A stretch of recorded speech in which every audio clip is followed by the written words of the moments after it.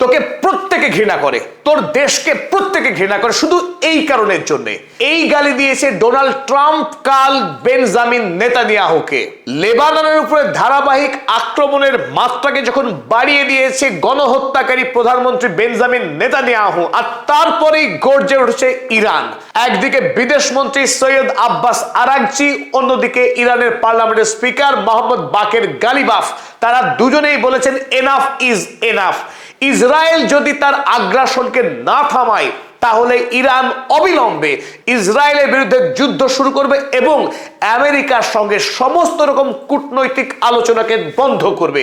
আর এরপরেই vampire Donald Trump তিনি নড়ে চড়ে বসেন এবং গতকাল অর্থাৎ 1 জুন তিনি সরাসরি ফোন করেন ইসরায়েলের এই গণহত্যাকারী প্রধানমন্ত্রী বেঞ্জামিন নেতানিয়াহুকে এবং ফোনে অকথ্য গালাগাল করেন, যে গাল সভ্য সমাজের মানুষ মুখে উচ্চারণ করতেও দ্বিতীয়বার ভাববে।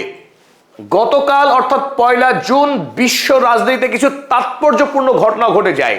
একদিকে যখন ইসরায়েলের গণহত্যাকারী প্রধানমন্ত্রী বেঞ্জামিন নেতানিয়াহু লেবাননের রাজধানী বেইরুটের দক্ষিণ অঞ্চলকে আক্রমণ করার অনুমতি দিয়ে দেয় আনুষ্ঠানিকভাবে আইডিএফ সেনাকে, তার অব্যবহিত পরেই গর্জে ওঠেন ইরানের দুই সাহসী নেতা।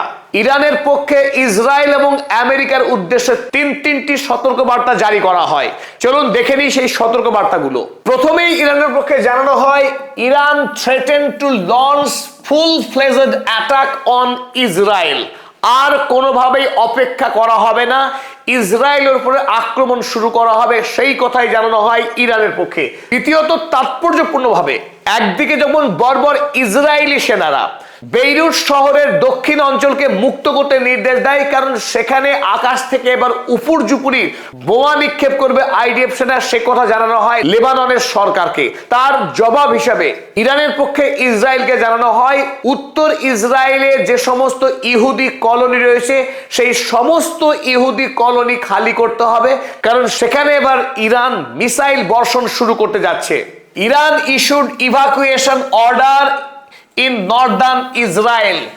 গোটা নর্দার্ন ইসরায়েল জুড়ে যে সমস্ত স্থাপনা রয়েছে এবং জনবসতি রয়েছে সেই সমস্ত অঞ্চলকে অবিলম্বে ফাঁকা করার নির্দেশ দিয়ে দেয় ইরান। তাই সেয়ানে লড়াই পুরো জমে ওঠে গতকাল। তৃতীয়ত, ইরান আরো একবার স্পষ্ট করেছে তার অবস্থান।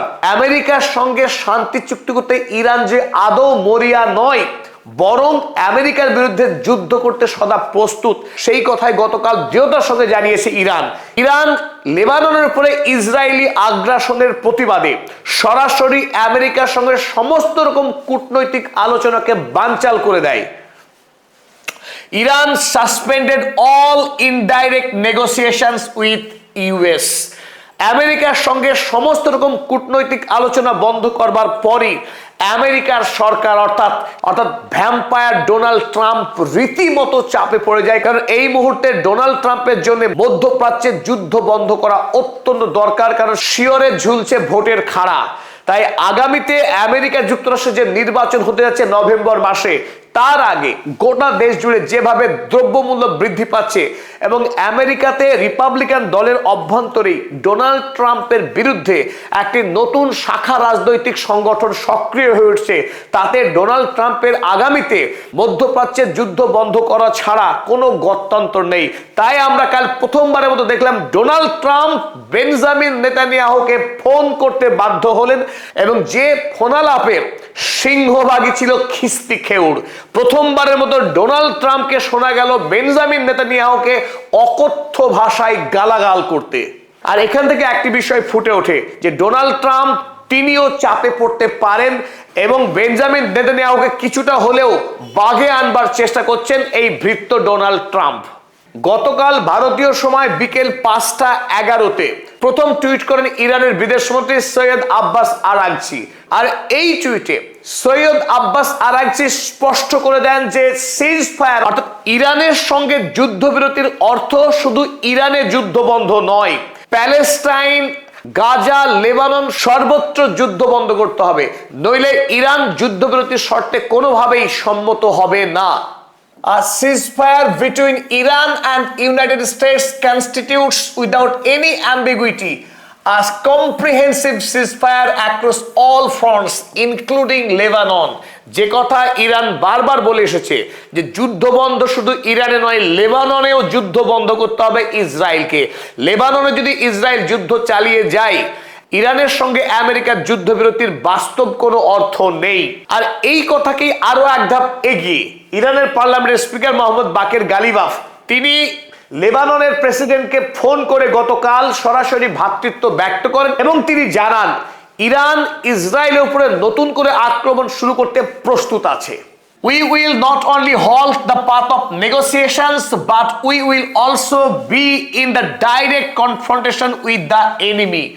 যদি ইসরায়েল এইভাবে লেবাননকে আক্রমণ করতে থাকে, আমরা আমেরিকার সঙ্গে সমস্ত কূটনৈতিক আলোচনা শুধু থামাবো না, বরং ইসরায়েলের উপরে নতুন করে আক্রমণ হানতে শুরু করব। Long live the resistance. Mohammad Baqer Ghalibaf সরাসরি অ্যাক্সেস অফ রেজিস্ট্যান্সের জয়গান গেয়ে তার এই টুইট শেষ করেছেন। তারপরেই ইরানের সামরিক সদর দপ্তর খাতামাল আম্বিয়ার পক্ষ থেকে এই একই সতর্কবার্তা প্রকাশ করা হয় আনুষ্ঠানিকভাবে, যে ইরানের অবস্থান কি সেই অবস্থান ব্যক্ত করা হয়। আর তার অব্যবহিত পরেই ইরানের সামরিক সদর দপ্তর খাতামাল আম্বিয়ার পক্ষে একই কথা জানানো হয়, যদি ইসরায়েল হামলা চালাতে থাকে অবিলম্বে নর্দার্ন ইসরায়েলে আক্রমণ করা হবে এবং সেই উদ্দেশ্যেই নর্দার্ন ইসরায়েলে বসবাসকারী সমস্ত সেটলারদেরকে অবিলম্বে সেই জায়গা ছেড়ে যেতে বলা হয়। ভারতের সংবাদপত্র দ্য হিন্দু তারাও গতকাল একটি গুরুত্বপূর্ণ খবর প্রকাশ করে, Iran suspends talks with US over Israel's Lebanon strikes. যেহেতু ইসরায়েল লেবাননে ধারাবাহিক আক্রমণ চালিয়ে যাচ্ছে, তার প্রতিবাদ স্বরূপ ইরান আমেরিকার সঙ্গে সমস্ত আলোচনা ছেদ করেছে, সেই সংবাদ ছাপে ভারতের সংবাদপত্র দ্য হিন্দু। ইরান যখন এই অস্বাভাবিক চাপ প্রয়োগ করে, স্বাভাবিকভাবে ডোনাল্ড ট্রাম্প মুষড়ে পড়েন এবং গতকাল ডোনাল্ড ট্রাম্প বেঞ্জামিন নেতানিয়াহুর সঙ্গে ফোন আলাপ করেন। আর এই ফোন আলাপের ডিটেলস কথোপকথন পরবর্তীকালে অ্যাক্সিওস সংবাদপত্র প্রকাশ করে দেয়। আর সেখানেই আমরা দেখতে পাই যে ডোনাল্ড ট্রাম্প কিভাবে বেঞ্জামিন নেতানিয়াহুকে আক্রমণ করেন এবং তাকে গালাগাল করেন। তিনি বেঞ্জামিন নেতানিয়াহুকে সম্বোধন করেছেন কি বলে, ইউ আর ড্যাশ ক্রেজি। অশ্রাব্য গালাগাল, যে গালাগাল পড়া আমাদের পক্ষে সম্ভব নয়। তিনি আরো বলেন, you would be in prison if it were not for me. তুই অবধারিত জেলে থাকতিস যদি আমি তোকে না রক্ষা করতাম। I am saving your dash. আমি তোর ড্যাশ রক্ষা করেছি। এভরিবডি হেটস ইউ নাও।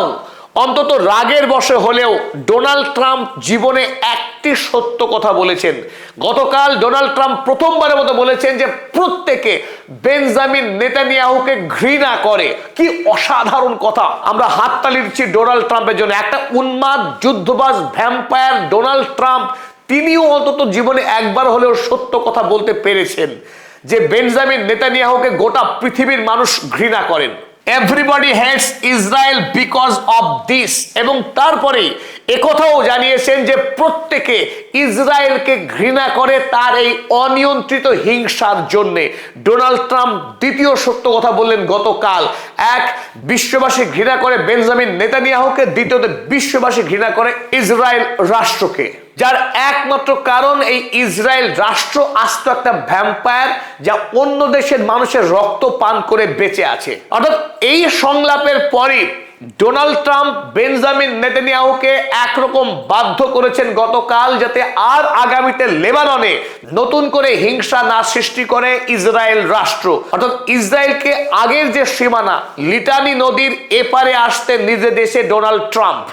এই গালাগালের পর ডোনাল্ড ট্রাম্প তিনি ট্রুথ সোশ্যালে পোস্ট করেন, যে পোস্টে তিনি লিখেছেন, I had a very productive call with prime minister Benjamin Netanyahu of Israel.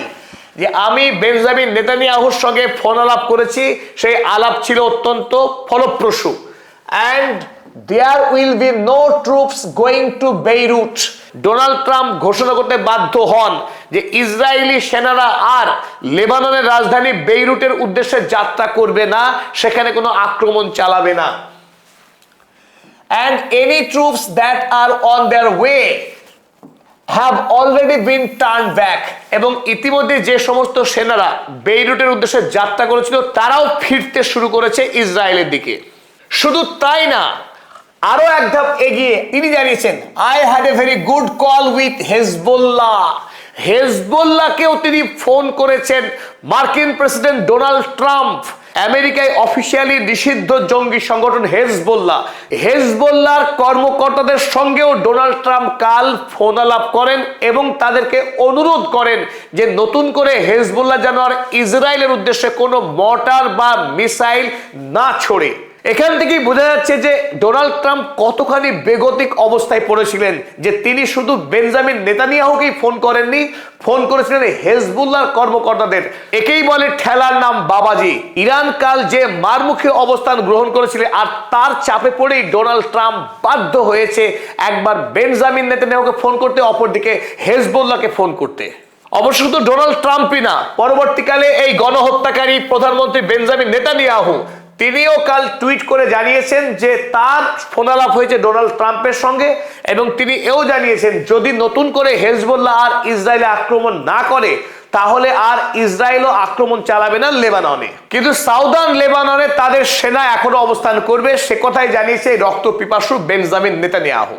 আমরা এতদিন দেখে আসছিলাম ডোনাল্ড ট্রাম্প হুমকি দিচ্ছেন ইরানকে, কখনো বলছেন সভ্যতাকে মিটিয়ে দেবেন, কখনো বলছেন ইরানকে প্রস্তর যুগে ফিরিয়ে দেবেন, কখনো বলছেন ইরানের সমস্ত বিদ্যুৎ পরিকাঠামোকে তিনি ধ্বংস করবেন। তিনি আওয়াজ দিয়েছেন, বাস্তবে কিছুই করে উঠতে পারেনি। কিন্তু গতকাল একবার যখন ইরানের নেতারা মুখ খুলেছে, গর্জে উঠেছে, আর ডোনাল্ড ট্রাম্প আতঙ্কিত হয়ে তিনি লাফিয়ে এসে যুদ্ধ বন্ধ করতে বাধ্য হলেন।